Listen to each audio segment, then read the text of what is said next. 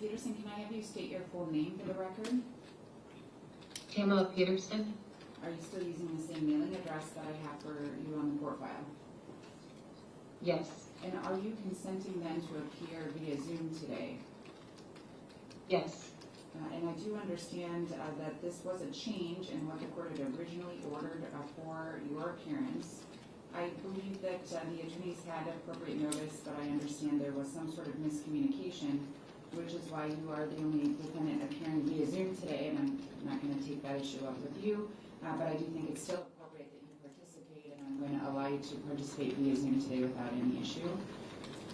I will continue on here with 25000877. This is the State of Michigan versus Alita Moffitt. And Assistant Attorney General Chris Kessel again for the people, Judge. Ms. Moffitt's approaching. Good morning, Your Honor. Ellen Michaels on behalf of Alita Moffitt. My P number is 67943, and Ms. Moffitt is present in court. Thank you. State your name. Alita Moffitt. And Ms. Moffitt, are you still using the same mailing address that I have here on the court file? Yes. All right, thank you. You can have a seat. If you would just sit right behind your attorney, I would appreciate that. 25000878. This is the State of Michigan versus Jeffrey Allen Mosteller. Good morning, Your Honor. I'm sorry, Mr. Kessel. It's okay, Alona. Assistant Attorney General Chris Kessel for the people. Go ahead. Good morning, Your Honor. Alona Sharon on behalf of Mr. Mosteller, who I believe is physically present. I can see him at the podium, Your Honor. Jeffrey Allen Mosteller. Right, and you're still using the same mailing address that I have for you on the court file? Yes, Your Honor. And do you have any issue with your attorney appearing via Zoom today? She had notified all of us that she had another obligation on today's date prior to me changing the appearance. So she was permitted to appear via Zoom, but that would be with your permission. Do you have any issue with that? I have no issue with that. All right, thank you, sir. If you could just have a seat, that would be fine. And then lastly, we have 25000875, the people of the State of Michigan versus Gary Barkin. Thank you, Assistant Attorney General Chris Kessel for the people, Judge. Good afternoon, Your Honor. Todd Flood on behalf of Mr. Markin, who stands to my right. Go ahead, state your name. Gary Markin. And you're still using the same mailing address that I have for you on court file. Yes, Your Honor. All right, thank you, sir. You can have a seat. So today is the date and time that we have scheduled for this case. I did ask that all parties appear in person because I felt it would be prudent in order for us to get some dates scheduled, essentially, on this matter. And it really involved, I would say, a conversation with all attorneys at the table to determine how we would proceed as far as scheduling. And I'm glad to say that it seems as though we've made some progress on the scheduling aspect of things. I also was able to discuss a motion that was recently filed by the people. The response just came in to the court yesterday, but it needs to be scheduled so the court can actually hear the motion and decide the legal issue. We decided on a date for that as well.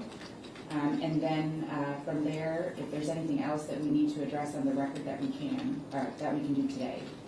So given some of the pretrial motions or pre-exam motions that would need to be determined before we can proceed and the dates that we're going to schedule for those motions, it does seem appropriate that we look out a little bit further than normal to set an exam date. We talked about 2 dates in September that this exam is expected to take place. That would be Monday, September 15th and Tuesday, September 16th. Are those the dates that the parties have taken a look at and agree they are available? Yes, Your Honor. Yes, Your Honor. Yes, Judge. Yes, Your Honor. Yes, Your Honor. Thank you. So as of today's date, those are to be the dates that we will be scheduling these cases for preliminary examination. I know Mr. Kessel is going to follow up with any witnesses he intends to call for purposes of the exam to confirm that they can participate in the proceedings on that day. Obviously, that same request would apply to defense attorneys and anyone that they would intend on calling for exam purposes. For the motion that was recently filed by Mr. Kessel on behalf of the Attorney General's office that needs to be scheduled, we've discussed a date for hearing that motion. That would be 9 a.m. June 16th for the people's motion for court approval of review team process. Is that the date that the parties have agreed upon? This is just the state and Ms. Peterson with her attorneys. That's a true statement, Your Honor, and that would be in person as I understand it. Yes, And at 9 a.m., Judge? 9 a.m. We'll be here. And I received the response that was filed on behalf of the defendant already. I think it maybe just came in yesterday. I should look at the timestamp. As I've indicated, I did have an opportunity. It was May, that's not true. It came in on May 23rd. It came back to me yesterday. But that could have been because of the holiday. I understand that we are confirmed that that's made its way to Mr. Kessel, which I'm sure that it has.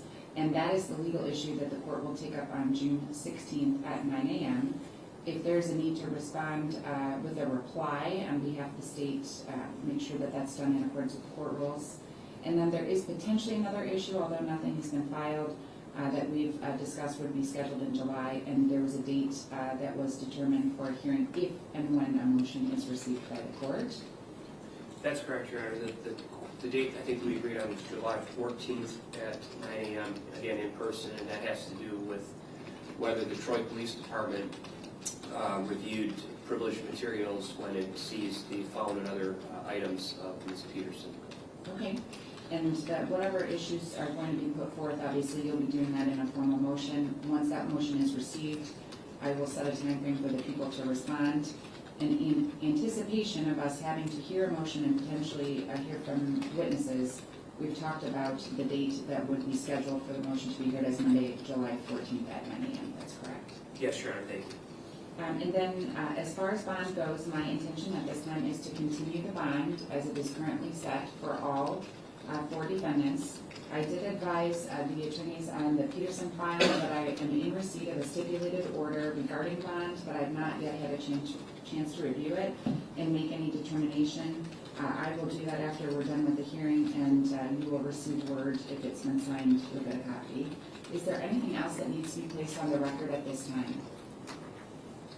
Not for the people, Judge. Not for Ms. Peterson, Your Honor, thank you. Not for Ms. Moffitt at this time. Not for Mr. Martin.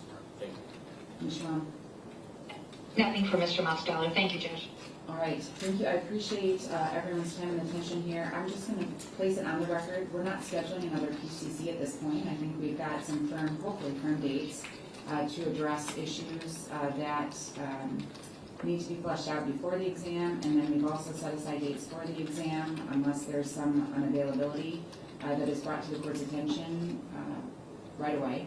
Those will be the dates that will proceed.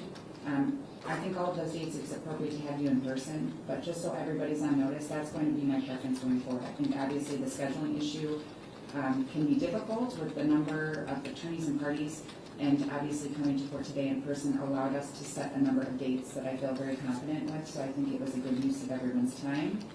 And that's it. If there's anything else, obviously you can submit a motion to the court and I'll set it, but I think for now we've got a good plan for how to move forward.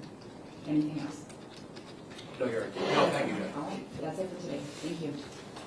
Thank you. Thank you, Judge.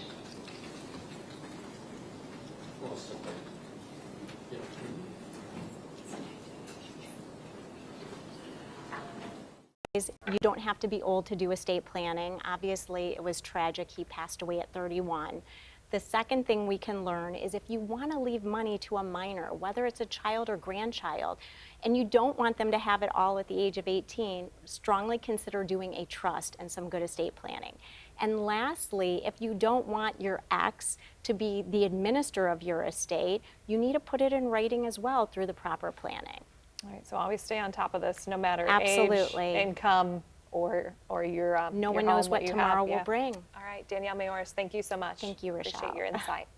Okay, now we turn to Elizabeth Warner, who's here with a CBS deal for a new cleaner that makes getting rid of stains as simple as point, spray, and walk away. All right, I'm very excited. This Me too. sold out last time it was on. This is one of our best sellers of all time. Wow. Campanelli Stain Remover. What you're gonna do with this, when you have a stain in your carpet, on your couch, wherever it is, you're simply gonna stand